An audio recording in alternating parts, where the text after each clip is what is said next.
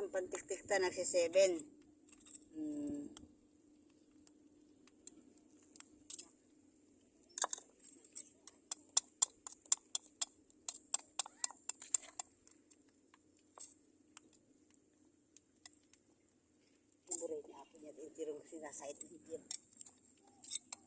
Ayan po ang sinasabing sa atihim. Ito po kumukuha sa Kalampinay. Yan. Araw po ng linggo, enjoy po kami dito sa lugar po ng tabing dagat, Kalampinay. Yan. Alas 8 po ng umaga. Kumukuha po kami ng atihim. Pakikita ko po sa inyo kumuha din ng tihim tsaka po yung talaba. Ngayon pong linggo, araw ng linggo, marami po namamasyal dito. Marami din pong nangunguha ng mga shells, tihim, bagisara. Dito po tayo sa tabing dagat. Yan po mga tao.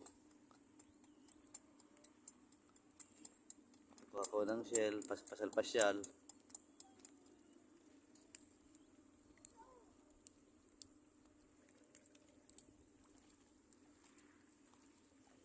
Mga katropa, magandang umaga po. Dito po tayo sa lugar ng Kalampinay. Nakikita ko po sa inyo ang pagkukuha po ng tihim po. Tawag sa lugar namin tihim. Tsaka po yung pagkuha namin ng bagisara. Pakikita ko po sa inyo. Ngayon po, kinukuha namin unang-una yung tihim.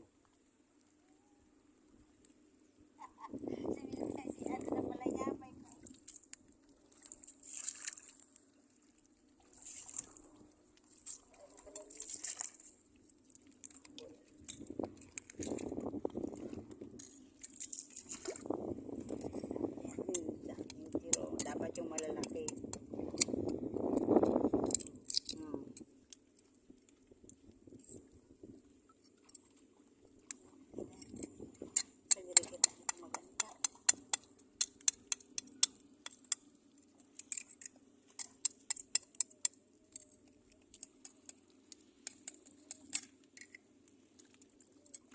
Maganda-ganda to.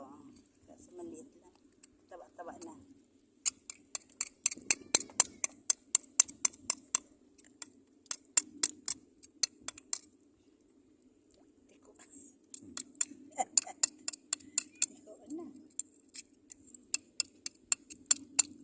Butas.